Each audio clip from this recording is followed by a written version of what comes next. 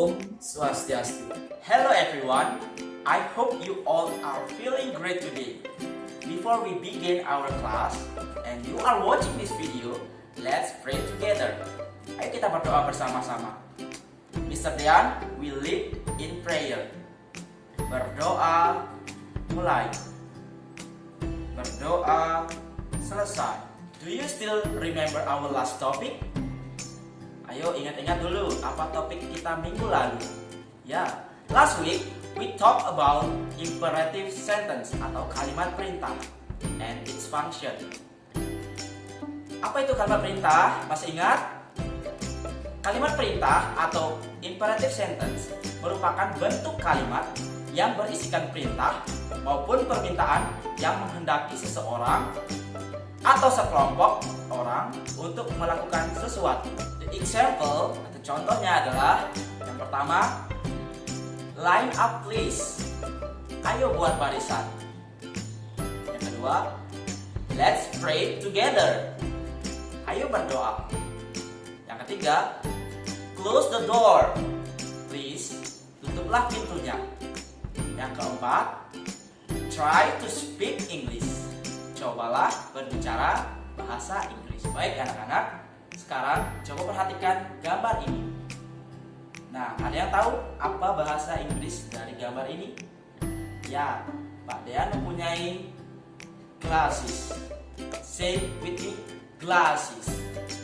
Di sebelahnya adalah plastic cups. Plastic cup.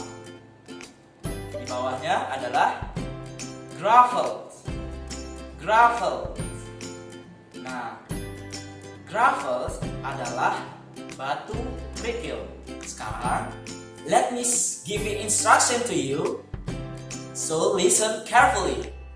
Sekarang Pak Dean akan memberikan instruksi kepada anak-anak, jadi dengarkan baik-baik. Yang pertama, take 3 glasses or plastic cups in the kitchen and put in front of you. Ambil 3 gelas atau gelas plastik di dapur dan taruh di depanmu. Yang kedua, take 12 gravels and put in front of you, please. Tahu 12 gravels? Berapa jumlahnya 12? Masih ingatkah angka 12? Say with me, 12. Ya. Ambil 12 batu kerikil dan taruh di depanmu. Yang ketiga, sekarang coba anak-anak masukkan 3 batu kerikil pada masing-masing gelas. Gelas yang pertama, masukkan 3 kerikil. Yang kedua, gelas yang kedua, masukkan 3 kerikil. Dan gelas yang ketiga, masukkan juga 3 kerikil. How many gravels are there all together? How many gravels are there all together?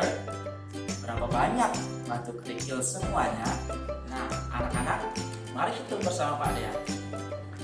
Gelas yang pertama ada 3 batu kerikil. Gelas yang kedua yang ada di hadapan anak-anak ada 3 kerikil. Dan gelas yang ketiga ada 3 kerikil juga. Sekarang Pak Dean ingin bertanya, ada berapa kelompok gelas yang ada di hadapan anak-anak sekarang? Ada 3 gelas. Nah, berapa jumlah isi batu kerikil di masing-masing gelas? Gelas yang pertama 3 batu kerikil. Gelas yang kedua 3 batu kerikil. Dan yang gelas yang ketiga ada 3 batu kerikil. Jadinya berapa jumlah total? 3 tambah 3 tambah 3 sama dengan 9. 3 plus 3 plus 3 equal to 9. Nah, sekarang sama nilainya dengan, coba perhatikan berapa kelompok gelas yang sudah terbentuk. Ada 3 gelas. Jadi 3 dikali berapa jumlah batu yang dimasukkan? 3. Jadinya 3 kali 3 sama dengan 9. Hasilnya tentu saja sama dengan penjumlahan berulang. Nah, 3 times 3 equals to 9. Jadi ingat konsepnya anak-anak. Kelompok kali isi. Kelompoknya ada berapa jumlah gelas? Berapa kelompoknya? Ada 3 kan? Berapa isinya? Setiap kelompok, setiap gelas ada 3 juga. Jadinya 3 kali 3 sama dengan 9. Oke. Today we are going to learn about multiplication as repeated addition. Multiplication as repeated addition atau perkalian sebagai penjumlahan berulang. Before we learn, let's sing a song. Perkalian. Open your LKS on page 17. Open your LKS on page 17. Nah, anak-anak sudah membuka LKS halaman 17. Di halaman 17, anak-anak akan menemukan lagu yang berjudul Perkalian.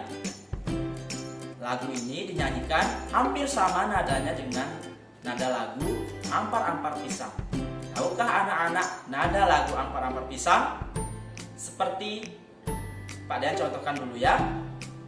Ampar-ampar pisang, pisangku belum masak, masak gigi di huru bari-bari. Nah, seperti itu nadanya. Sekarang, mari kita nyanyikan lagu perkalian ini dengan nada lagu Ampar-Ampar Pisang. 1, 2, 3. Perkalian itu penjumlahan berulang. Angka pertama disebut kelompok, angka kedua itu disebut isi. 1 kali 3, 3-nya 1 kali. 3 kali 1, 1-nya 3 kali. Ingat selalu kelompok kali isi. Mari kita ulangi. 1, 2, 3. Perkalian itu penjumlahan berulang. Angka pertama disebut kelompok, angka kedua itu disebut isi.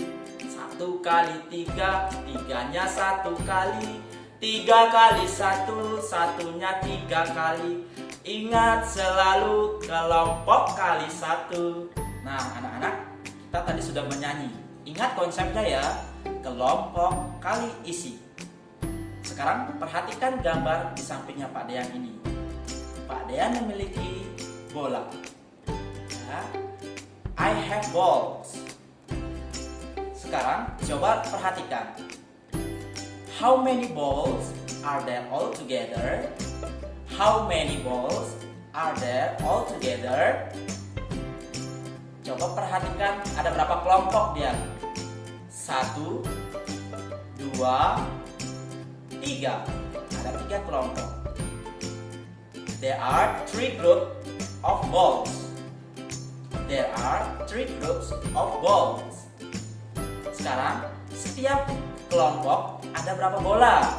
1, 2. Di kelompok pertama ada 2 bola.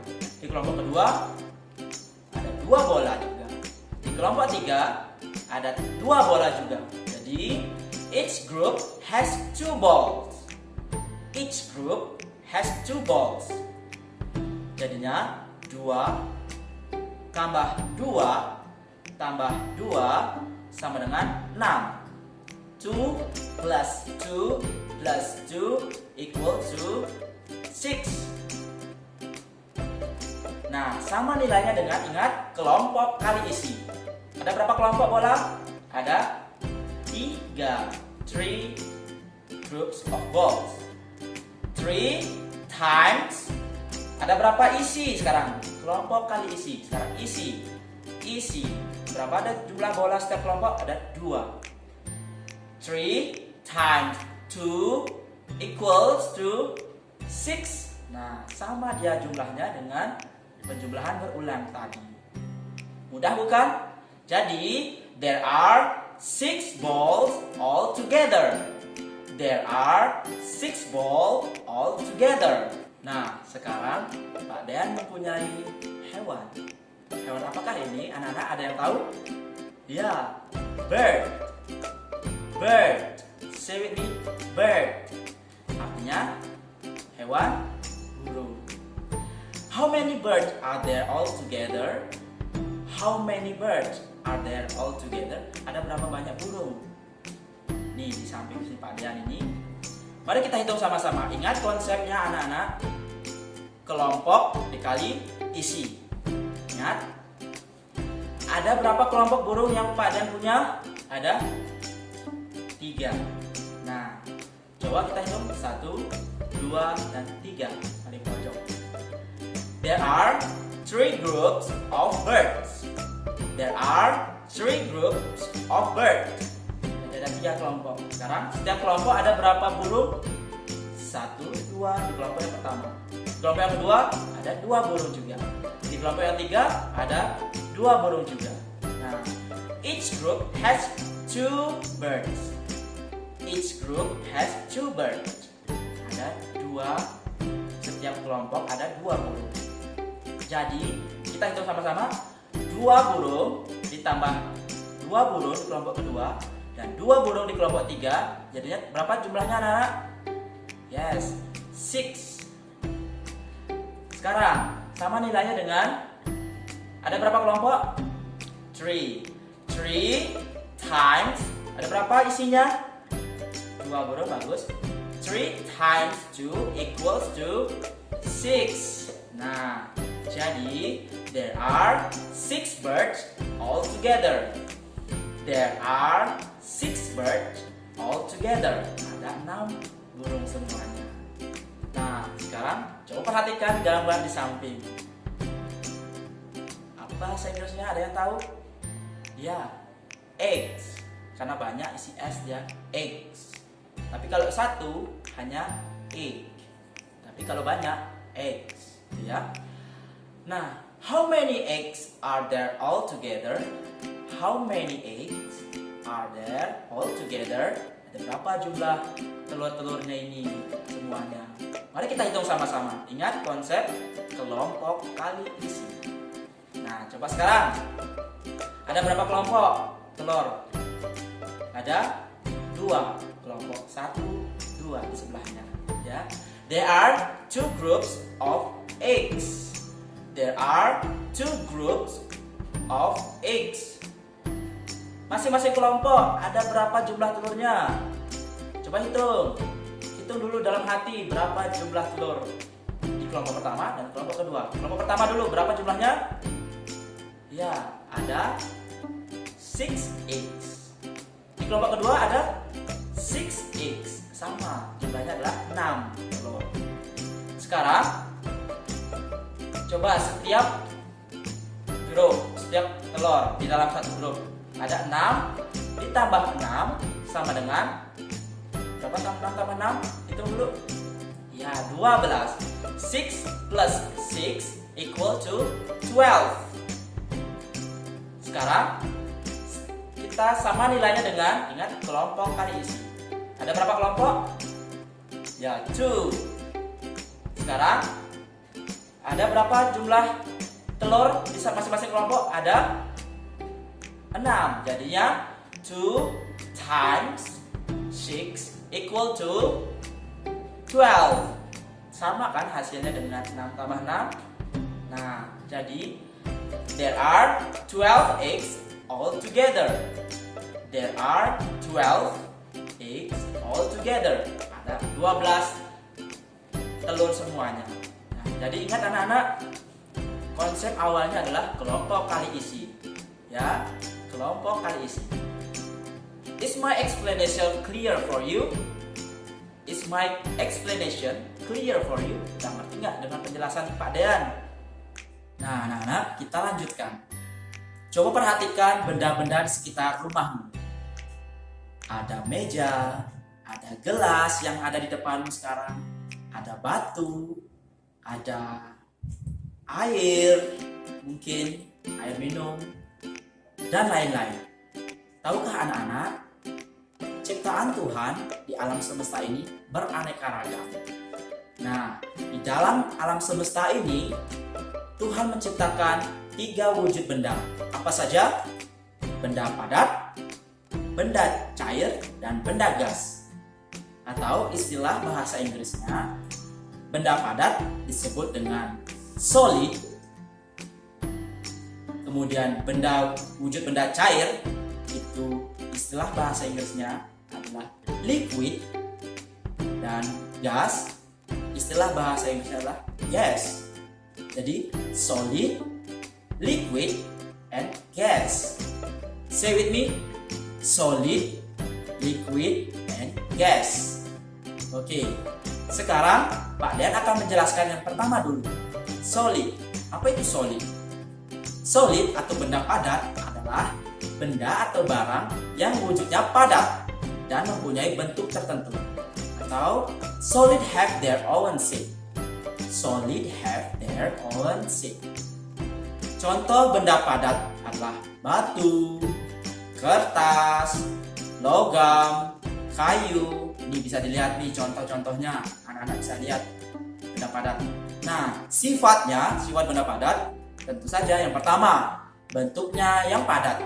Jadi bentuknya padat itu kita bisa pegang, bisa lihat. Ya, bentuknya padat. Kemudian yang kedua, tidak dipengaruhi wadahnya.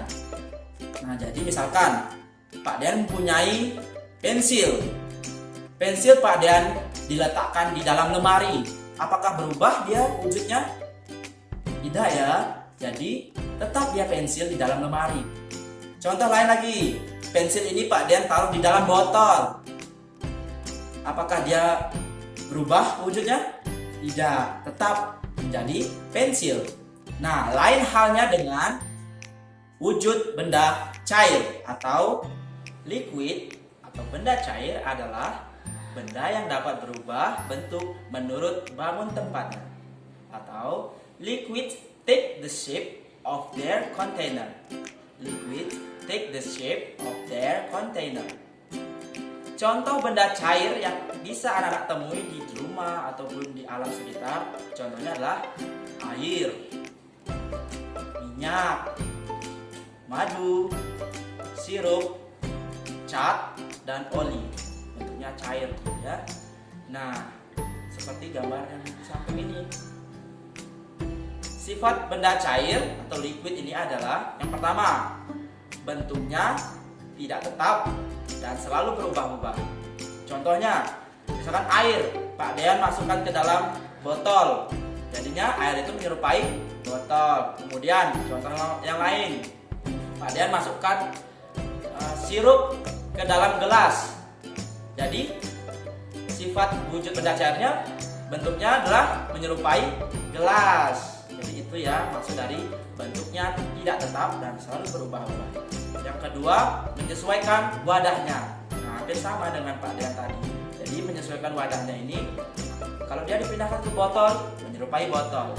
Kalau dia dipindahkan ke dalam mangkok, airnya itu wujudnya berupa benda cair dan bentuknya menyerupai mangkok. Jadi ingat, menyesuaikan wadahnya. Nah, sifat yang ketiga dari benda liquid adalah benda cair mengalir ke tempat yang lebih rendah. Nah, anak-anak pernah melihat kondisi hujan, pasti dia dari atas genting atau atas pohon mengalir ke bawah. Itulah sifat-sifat benda cair. Jadi, benda cair mengalir ke tempat yang lebih rendah. Yang ketiga adalah benda gas atau gas. Gas adalah benda dengan ciri berupa zat ringan yang sifatnya seperti udara. Jadi, contoh benda gas adalah udara, asap, oksigen, dan uap air. Pernahkah anak-anak melihat uap air ini? Pernahkah anak-anak melihat uap air? Nah, pernah anak-anak membantu orang tua di dapur atau kebetulan melihat orang tua atau mama sedang memasak air? Ketika sudah mendidih airnya, apa yang terjadi? Keluar asap, keluar uap air. Nah, itulah yang namanya uap air. Jadi ada uap di sana. Itulah salah satu contoh wujud benda gas. Apa sih sifat ciri-cirinya sifat benda gas ini? Yang pertama, sifat benda gas atau gas itu terdapat di segala tempat. Contohnya ruangan ini banyak ada udara, ya kan? Ada banyak oksigen yang kita hirup. Nah, yang kedua, mengisi seluruh ruangan yang ditempati. Jadi semuanya diisi. Seluruh alam jagat raya ini dipenuhi oleh udara, dipenuhi oleh oksigen. Ada asap juga. Nanti kalau di dapur ada uap air yang mendidih ketika membantu ibu memasak air. Ya, sudah mengerti penjelasan Pak Dean tentang benda padat, benda cair, dan benda gas. Solid, liquid, and gas. Bagus. Okay everyone, is my explanation clear for you? Sudah ngerti nggak dengan penjelasan Pak Dean? Sekarang, let's summarize what we have talked about today. Let's summarize what we have talked about today. Mari kita simpulkan apa yang kita sudah bicarakan di video ini. Nah, in short, our lesson today is about multiplication as repeated addition. Jadi perkalian adalah penjumlahan berulang. Ingat konsepnya, yang terpenting adalah kelompok kali isi. Yang kedua, solid have their own shape. Solid have their own shape. Kemudian, liquid take the shape of their container. Liquid take the shape of their container. And then, gas, they expand to fill their containers. They expand to fill their containers.